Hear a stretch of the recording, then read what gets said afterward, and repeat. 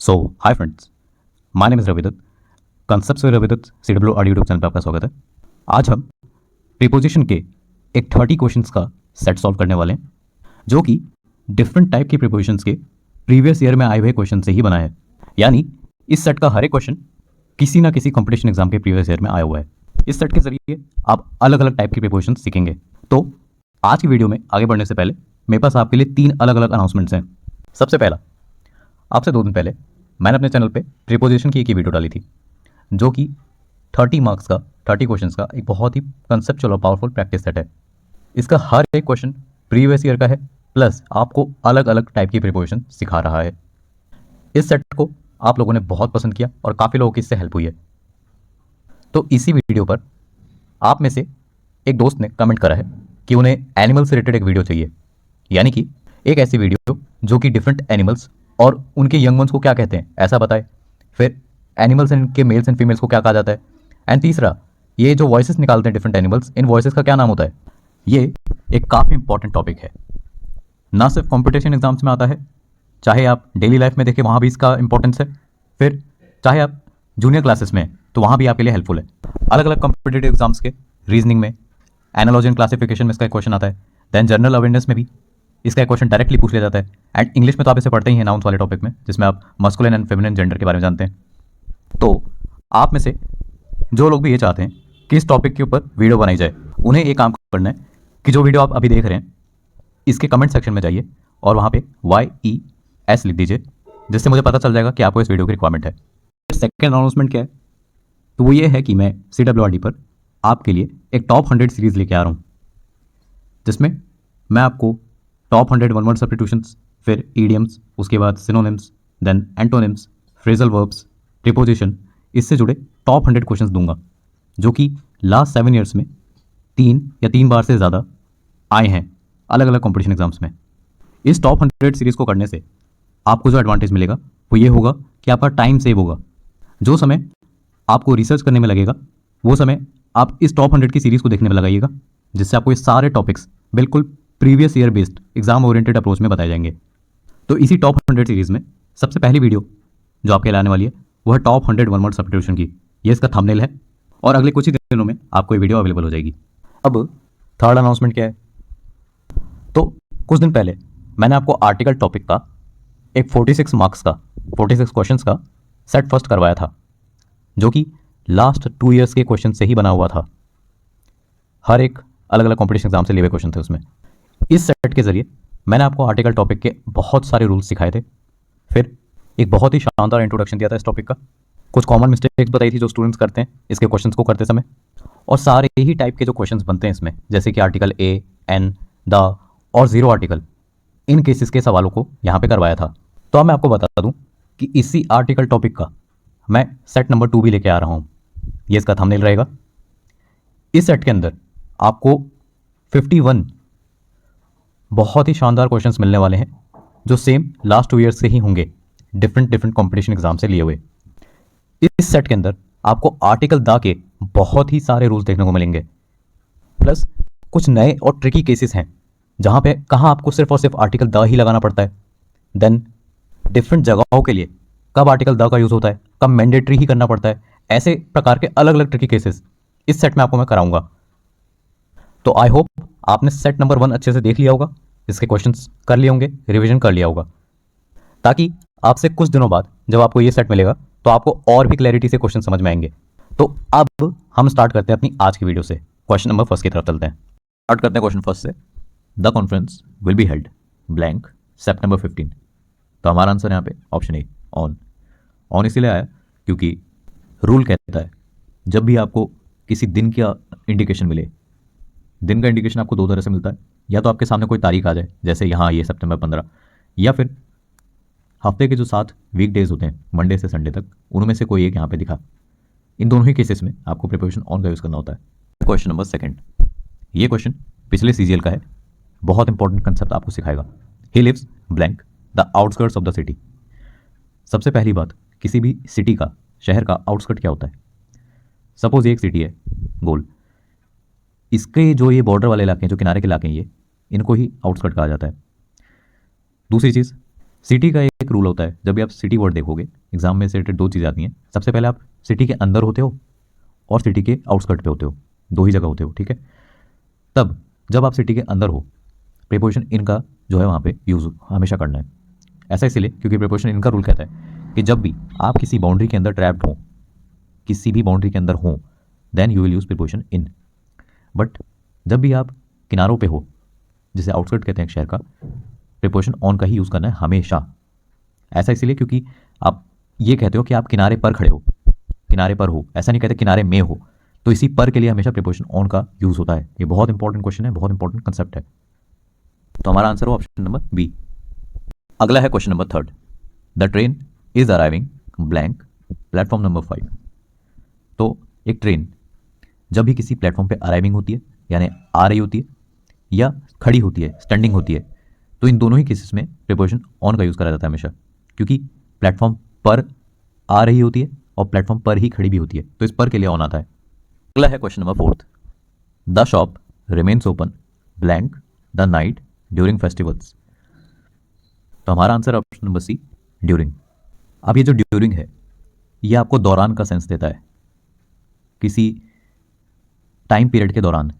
अब कैसे कैसे इसका यूज़ होगा, या तो नाइट हो सकता है, ठीक है, नाइट के दौरान हो सकता है, मॉर्निंग के दौरान हो सकता है, फिर वीकेंड्स के दौरान भी हो सकता है ड्यूरिंग का यूज़। उसके बाद कोई उत्सव चल रहा है, जैसे फेस्टिवल है, फिर कोई और इवेंट हो गया, कुछ भी फंक्शन, कुछ भी, उसके लिए आप ड्यूरिंग का यूज़ करते हैं। अगर उसके दौरान कुछ चल रहा है ऐसा, जैसे यहाँ पे शॉप्स जो हैं वो ओपन हो रही हैं, इसके दौरान, किसके, नाइट के दौरान, that's why we use preposition during here. अगला है question number fifth. The painting is blank display at the art museum. तो रूल कहता है कि जब भी कोई चीज़ पब्लिक डिस्प्ले के लिए लगाई गई हो, तो हमेशा ही प्रीपोजिशन ऑन का यूज़ होता है वहाँ पे, तो आप हमेशा इसको ऑन डिस्प्ले ही कहेंगे। अगला है question number 6। We stayed in Paris blank 3 weeks. Answer है फॉर। इसीलिए आया क्योंकि दो चीज़ें देखो, पहला होता है फॉर, दूसरा होता है सिंस। ये दोनों ही प्रीपोजिशन का यूज़ आप टाइम से संबंधित सवालों में देखोगे, ठीक है। अगला, जब भी आप किसी ऐसे समय की बात करो जो कि एक ड्यूरेशन है, एक अवधि है समय की, ठीक है, ड्यूरेशन ऑफ टाइम, तब आप फॉर का यूज़ करते हैं। बट जब भी आप एक पिन पॉइंट समय की बात करें, पिन पॉइंट, ठीक है, उसके साथ आप सिंस का यूज़ करते हैं। कुछ एग्जांपल्स देता हूँ मैं आपको, जिससे आपको इसका आइडिया जो है वो समझ में आएगा।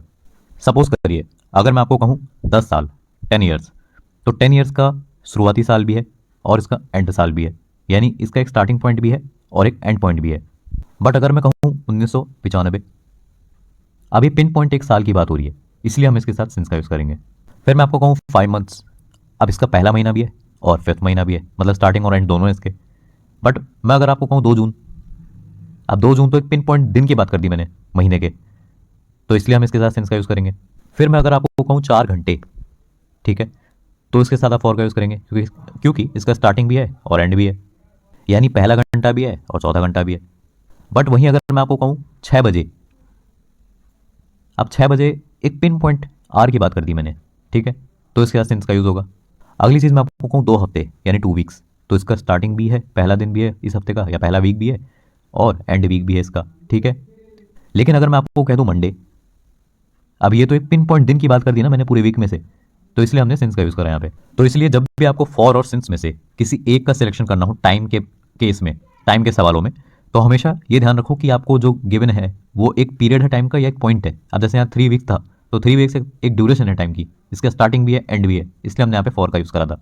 है question number 7। The book is placed blank the table. अब मोस्टली स्टूडेंट्स इस पर ओवर करेक्ट कर देते हैं, बट नहीं, इसका आंसर है ऑन।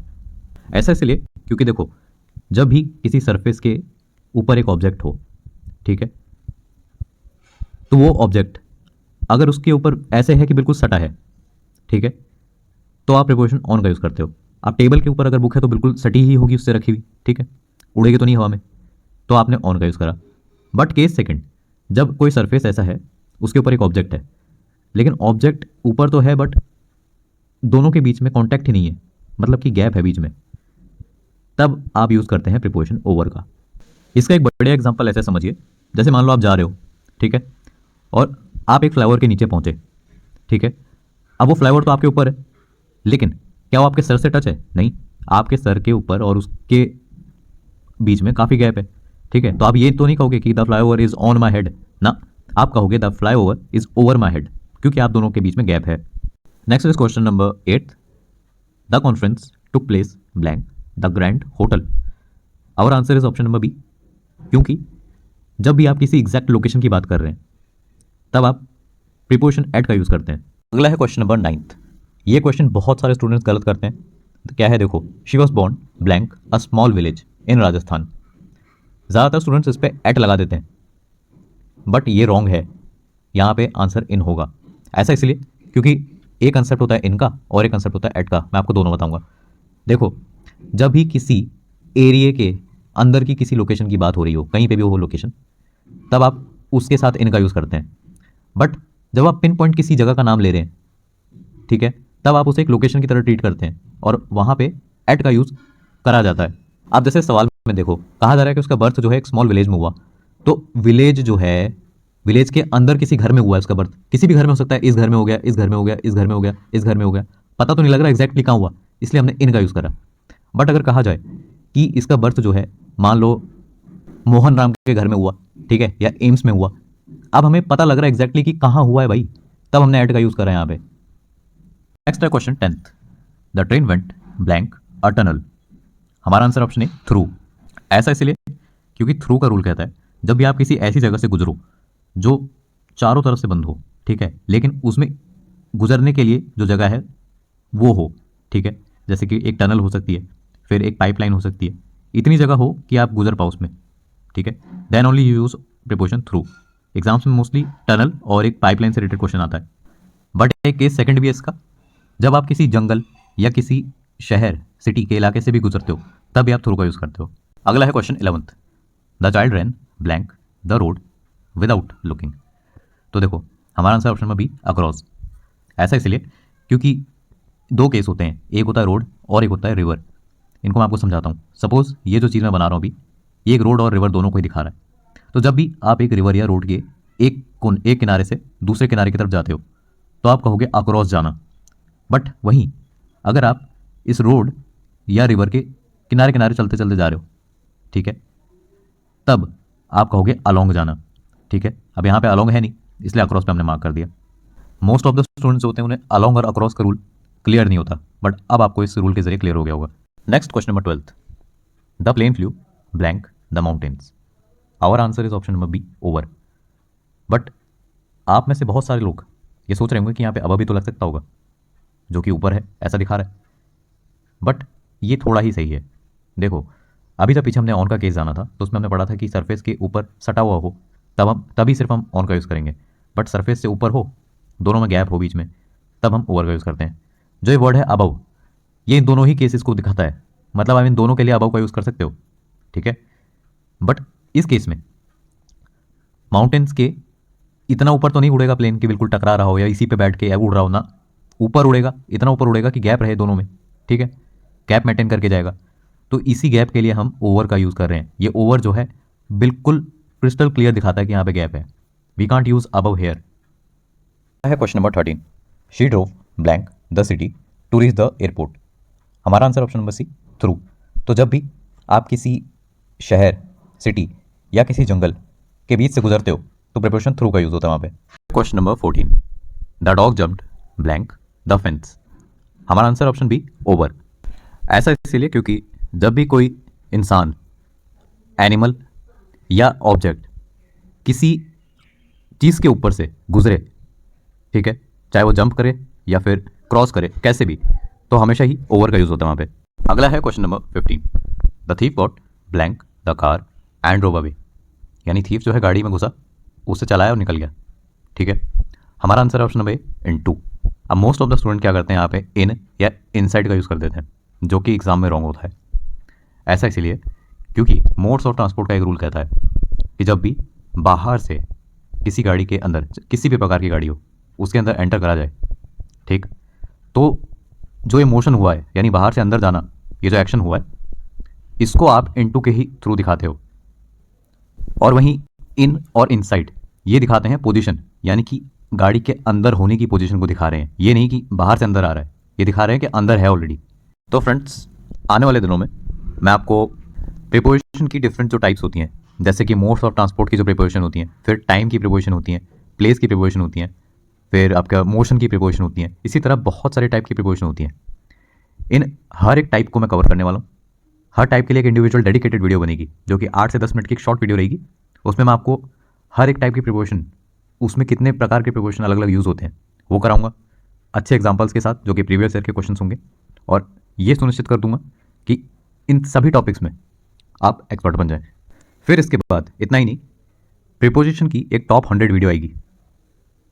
उसमें प्रीवियस 7 ईयर्स के 3 या 3 बार से ज़्यादा आए हुए क्वेश्चन ही होंगे। इससे आपका बहुत सारा टाइम जो है वो सेव होगा, जो कि आप अननेसेसरी कंटेंट को जमा करने और पढ़ने में वेस्ट करते हैं।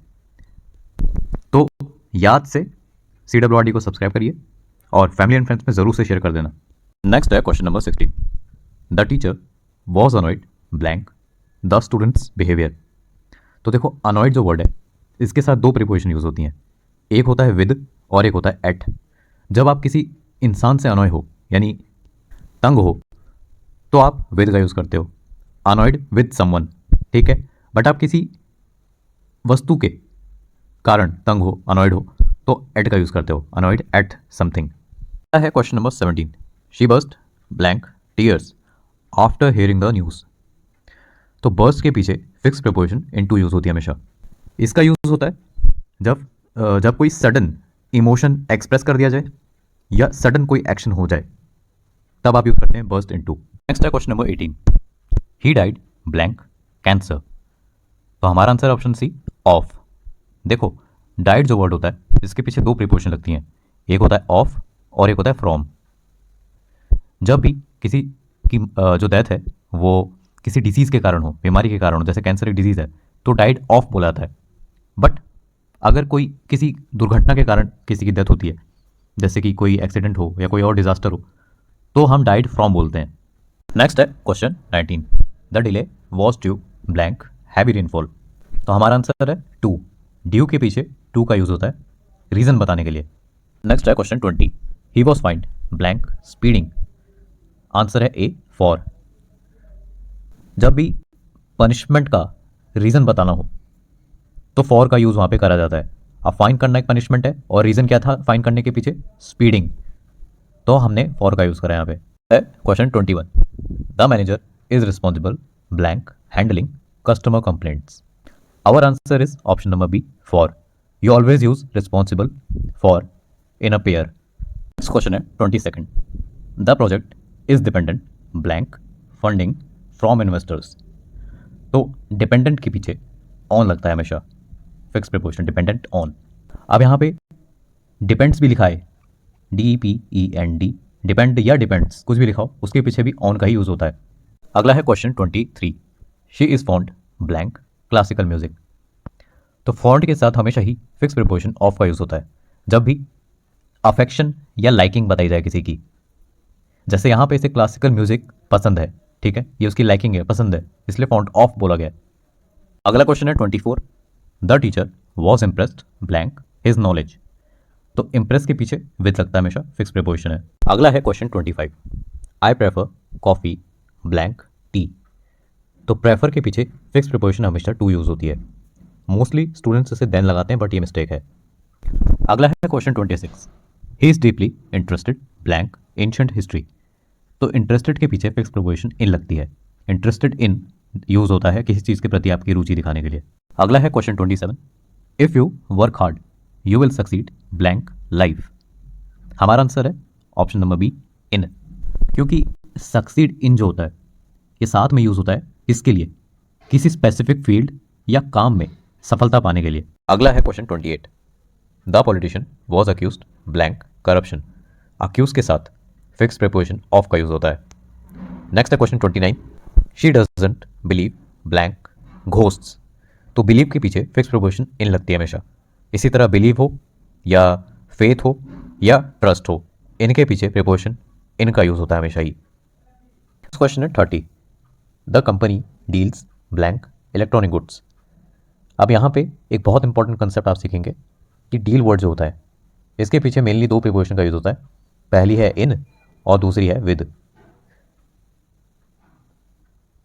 डील्स इन तब बोला जाता है जब किसी स्पेसिफिक बिजनेस में डील करने की बात करी जाए। अब यहाँ जैसे क्वेश्चन में इलेक्ट्रॉनिक गुड्स की बात करी गई है तो ऑप्शन बी हमारा करेक्ट होगा, डील्स इन। बट जब किसी इंसान या किसी सिचुएशन परिस्थिति से निपटना या डील करने का सेंस आ रहा हो तब डील विद बोला जाता है। इन 30 क्वेश्चंस के साथ हमने प्रिपोजिशन के बहुत सारे रूल्स और कंसेप्ट्स को अच्छी तरह से सीखा है। मैंने ये सुनिश्चित करा है कि मैं आसान से आसान भाषा में आपको प्रिपोजिशन के कॉम्प्लिकेटेड कंसेप्ट भी सिखा पाऊँ। अब हम आ चुके हैं उन आखिरी 2 क्वेश्चंस की तरफ जो आपके लिए हैं। Question number 31 and 32। These 2 questions are solely for you. आपको क्या करना है, इन क्वेश्चन की रीडिंग करिए। इस ब्लैंक जगह में 4 ऑप्शंस में से कोई एक भरा जाना है। इनमें से जो भी ऑप्शन आपको सूटेबल लगे आप कमेंट सेक्शन में बताइए, बिना किसी शर्म और झिझक के। इससे आपका कॉन्फिडेंस बूस्ट होगा। एंड में मैं आपको रिमाइंड करा दूं कि अगर आपको एनिमल्स की वो वीडियो चाहिए जिसमें बताया गया हो कि ये एनिमल्स और यंग वंस को क्या कहा जाता है, फिर इनके मेल्स एंड फीमेल्स को क्या कहा जाता है, फिर जो आवाज़ें निकालते हैं उन वॉइसेस को क्या कहा जाता है, तो जो वीडियो आप अभी देख रहे हैं इसी की कमेंट सेक्शन में जाके YES लिख दीजिएगा, जिससे मुझे पता चल जाएगा कि आपको इस वीडियो की रिक्वायरमेंट है। दूसरी चीज़, अगर आपने आर्टिकल का सेट 1 नहीं देखा है, इसके इंपॉर्टेंट 46 क्वेश्चंस नहीं देखे हैं तो ज़रूर देख लीजिएगा, इसका लिंक आपको डिस्क्रिप्शन में मिल जाएगा। फिर इसी आर्टिकल का सेट नंबर 2 आ रहा है 51 और भी इंटरेस्टिंग और इंपॉर्टेंट क्वेश्चंस के साथ प्रीवियस 2 ईयर्स के बेस पे। और सबसे ज़्यादा इंपॉर्टेंट टॉप 100 सीरीज की पहली वीडियो आ रही है, टॉप 100 वन वर्ड सब्स्टिट्यूशंस। इस वीडियो के जरिए ना सिर्फ आपका टाइम बचेगा बल्कि आपको 100 ऐसे वन वर्ड सब्स्टिट्यूशन मिलेंगे जो बहुत ज़्यादा इंपॉर्टेंट है और 3 या 3 बार से ज़्यादा पिछले 7 साल के कॉम्पिटिशन एग्जाम्स में आ रखे हैं। तो अगर आप CWRD पे पहली टाइम आए हैं तो ज़रूर से इसे सब्सक्राइब कर लीजिएगा, क्योंकि आने वाले समय में आपको बहुत ज़्यादा इंपॉर्टेंट कंसेप्ट यहाँ पे मिलने वाले हैं। ये ऐसी वीडियोस होने वाली हैं जिन्हें आप कभी भी मिस नहीं करना चाहेंगे। तो अभी खुद भी सब्सक्राइब करिए और अपने फैमिली एंड फ्रेंड्स में कोई भी कॉम्पिटिशन एग्जाम की तैयारी कर रहे हैं तो उन तक भी CWRD को शेयर कर दीजिए, जिससे आपके साथ साथ उन्हें भी बेनिफिट मिले।